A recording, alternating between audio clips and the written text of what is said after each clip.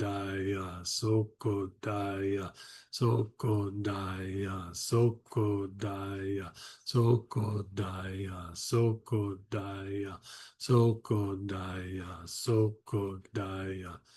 Then just be still.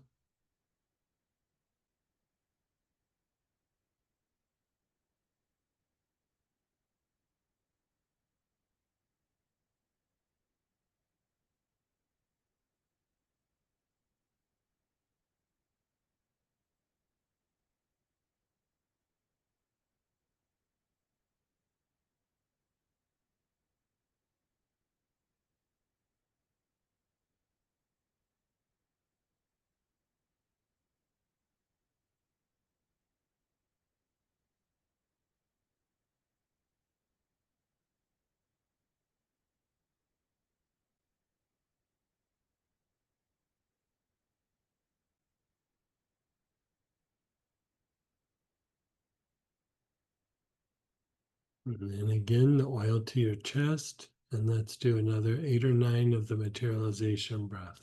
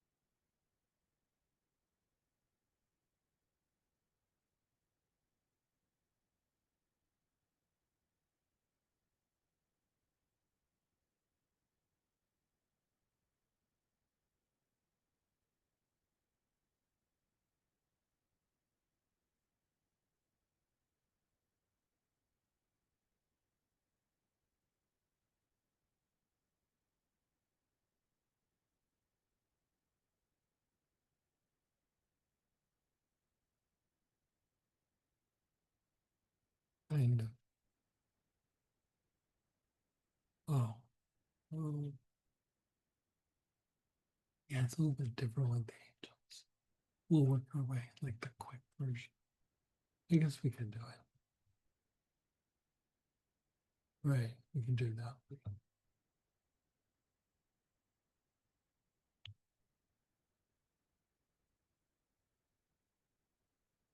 So Samantha's reminding me that we talked about waking the 4 quadrants, but angel style.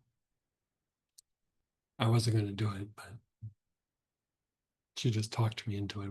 I discussed it yesterday with Robert. And so we're going to do that as well. We'll just do a little quick version of it. But, usually you would do this at the end of the universal angelic process. But we've done enough right now. We could do it. It's different. It's the same and different as the org programming. You're working the 4 quadrants, right? Which is the same. But when we're working the org program, for those that have done the org program, we go through the left side of the body, the front side of the body, the right side of the body, and the back side of the body.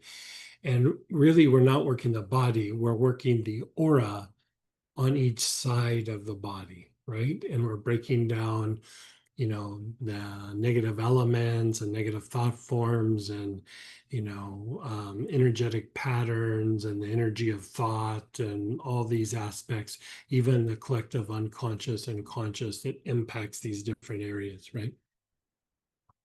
And so, even aspects of the intuitive mind are in the aura. Like, when we did that part where we did the Jungian aspects, where we looked at the shadow self and we looked at, the anima, animus, and when we looked at, the persona and all these aspects are also within the aura. So when we go through and we're doing the aura programming, part of what we're doing is we're shifting these things from their negative influences and we're cultivating their like positive influences. and eventually shifting away from the influence of just being driven by the lower nature. And we're helping to bring in more soul energy to be like surrounded by the pure white light. When we're driven by the lower nature, we're surrounded by the dirty gray energy of all our past experiences and the drives of the lower body. That is literally alchemy. It's shifting the aura from like the color of lead or dirty gray to eventually white and eventually gold, right? So that is the kind of the journey of what auric programming is. And so that's why there's multiple aspects of the auric programming, not just the auric programming, but the physical blockages, the physiology, the cognitive processes, the intuitive component, and then eventually the soul energy, right? Where we're trying to transform this aspect of the aura. Now, as we work with angels, right, that deepens a level of healing in our body, especially on the emotional level, still mental, still in the physical realm, but it's touching things that are way beyond our intellect. It's like we talk about like going beyond the senses. But even with the idea of the mind, it's hard to go beyond the senses. It's almost like we need somebody to grab our hand and go, let's go way over there, right? And that's what angels do for us, is they help us go way beyond the senses, that our normal mental faculties, our normal, emotional faculties aren't able to take us there. Right.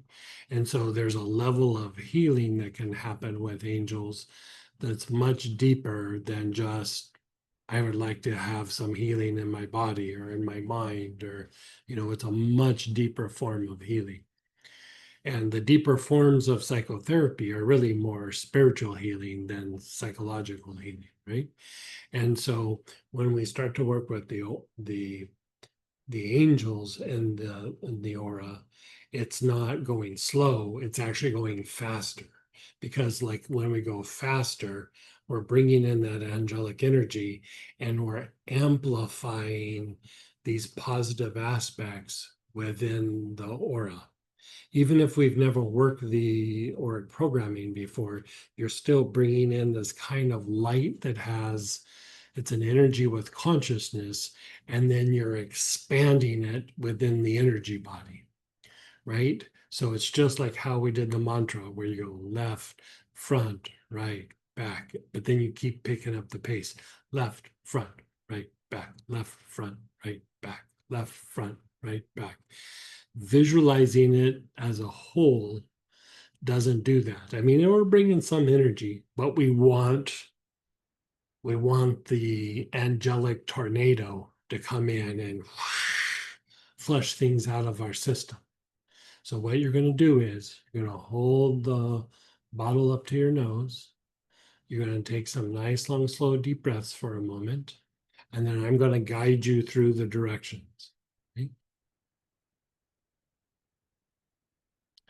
Okay, so you're inhaling.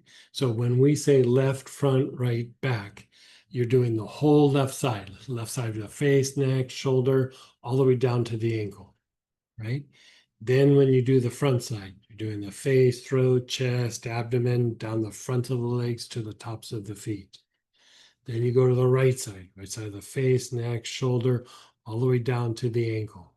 And then when you do the back side, the back of the head, neck, the whole back, the hips, down the backs of the legs to the heels, right? So top to bottom, but we're going in quadrants, okay? So you're inhaling the angel. Your awareness is on the left side. Now move it to the front. Now move it to the right. Now move it to the back side. Okay. So ready? So left, front, right, back, left, front, right, back, left, front, right, back, left, front, right, back, left, front, right, back, left, front, right, back, left, front, right, back, left, front, right, back, left, front, right, back, left, front, right, back, left, front, right, back, left, front, right, back, left, front, right, back, left, front, right, back, left, front, right, back. Be still.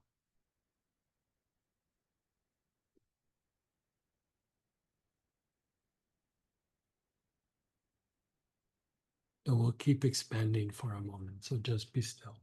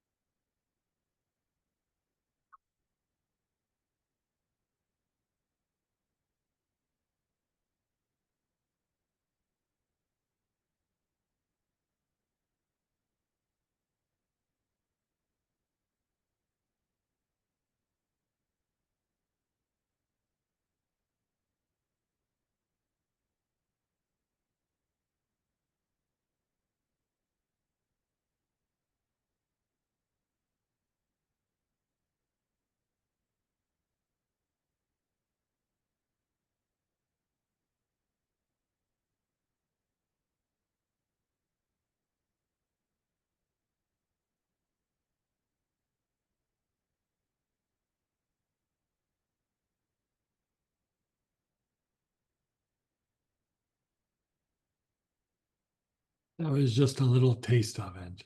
But how did that feel? How did that, you start grinning ear to ear, by the way. Oh my gosh, it was like fun and amazing, and when we were still, it was just like Yeah, seeing things like I've never seen things yeah, before. yeah.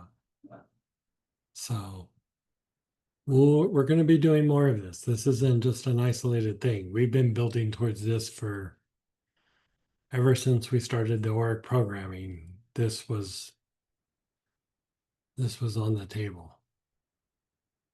You know, the more that you've done the org programming, the more potent this angel version becomes.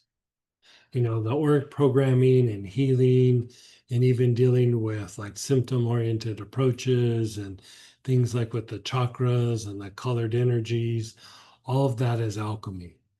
And then you look at the angels, how the work we do with the angels, it's theurgy. And then when we look at the different things we do with the planetary energies and going deeper on the aspects and the astrological signs, it's working the planetary aspects. And so each one of them is developing something, but they very much interact with each other and overlap each other. You know, it's how we talk about like in meditation, there's concentration, there's awareness and oneness.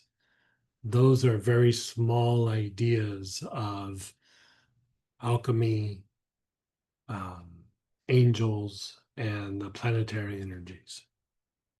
You know, the alchemy is the concentration, the focus. The angels are a much deeper version of awareness, and the planetary aspects are a deep level of oneness.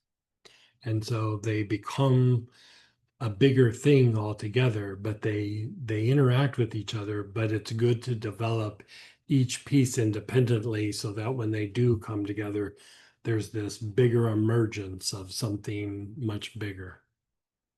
Yeah. Very, very interesting. Yeah. So let's go ahead and do shares and questions. And, this isn't an isolated thing. Like I said, we're going to be doing much more of this, even in the Angel Encyclopedia thing, how we do breakout groups, where we've done a couple Mondays where we've done, there's going to be continuing education coming in that manner as well. So anyway. Yeah, go ahead, Robert. Hey, Robert. Hey, Greg. So when I was doing that, I was trying to follow my breathing with the left, front, right, back. And then after a while, I couldn't keep them in sync. Right. Is there one or the other? Is it sort of loose and do whatever? It's almost like they become kind of like independent. Like you're inhaling the oil, but you're like spinning that. Your breath won't be like at first. Your breath will be able to keep up because you're kind of going slow. But as it gets faster, there's no way you would be able to keep up. So like you just kind of keep inhaling as you kind of keep doing that loop. Yeah. Okay. Yeah, there were times I was a little lightheaded or breathless or both. Yeah. And So so I slowed down the breathing cycle and, it was very that's fine. interesting to watch the shift. Yeah. I would say at some point, you know how you do your inhalation and exhalation, and we do like 3 to 15 on one and then 3 to 15 on the other. With doing this angel work at at some point, one inhalation, you'll go all the way around.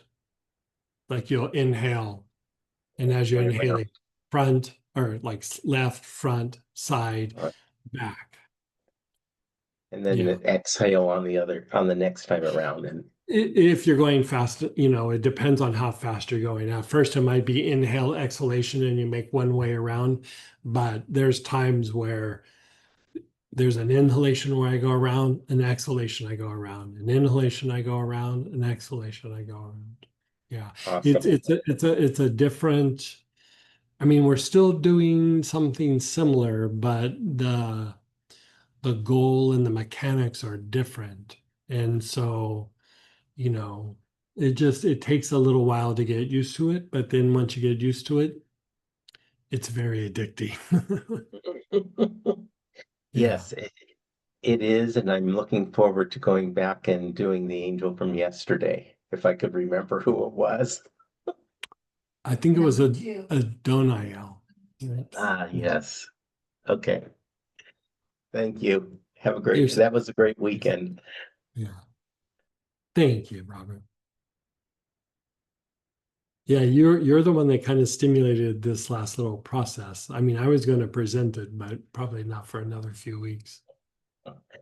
Oh, I'm happy you did it. Thank you much.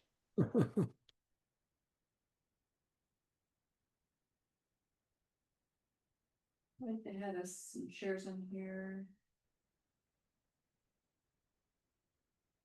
The angel white scrub brushes were hard at work. Yeah, I mean, it does. Doesn't it feel like there's like a scrubbing or a Mr. Clean White yeah, tornado erasers. yeah, it's this like tornado of just flushing things out, and that is an energetic technique of like kind of spinning your aura that way. It's usually used in shielding, and it's usually used in can be used in healing a little bit, but usually it's like you build a shield and then you spin it. But it's based on this deeper idea of theurgy. This idea is not something that I came up with. This is a very old ancient technique. But you have to kind of like train yourself or work your way up to it, because there is no just like impersonating it. Like sometimes we do a technique and we're going through the motions, but it's not really like this one. You really have to be doing it. It's like it's based on ability, not on a technique. And so it takes a little bit to build up to it, but once it's there, you can keep going and going and going, and it keeps going deeper and deeper and deeper. Yeah. There's still all kinds of little things that we're going to be learning about with the angels and the planets, but it's, it's coming together. Well, and it feels like because we did those vagal tone, like the kind of regular stuff, that angel work, it just like amplifies it. I know it Yeah, also yeah. helps with the vagal tone, but I feel like Yeah, yeah, whole yeah, thing. yeah. They do like each other. They do play off each other. That was so fun. Thank you. Yeah, kind of a nice way to end the day. Yeah. I mean, everyone. Okay. Okay. Well, I hope you guys enjoy the weekend and everything. We'll be doing a study group on Wednesday for this, and the mentoring will probably have the forms go out this week. And so we're not sure what day, but we just need to do a little bit more testing and yeah, we're going to be starting the mentoring program here pretty quick. So lots of good coordinated information coming out to you guys and helping you do your practices specifically for you. Like that's what our goal is. And so, the classes present information in a particular way, but I'm going to take it and keep just fine tuning it to each and every one of you, or at least whoever wants it. So, well, thanks for hanging out and hope you had a good class. And I always enjoy these because we get to like chat and talk about things in ways that we don't in normal classes. And so I think I find these to be more fun than you guys. But anyway.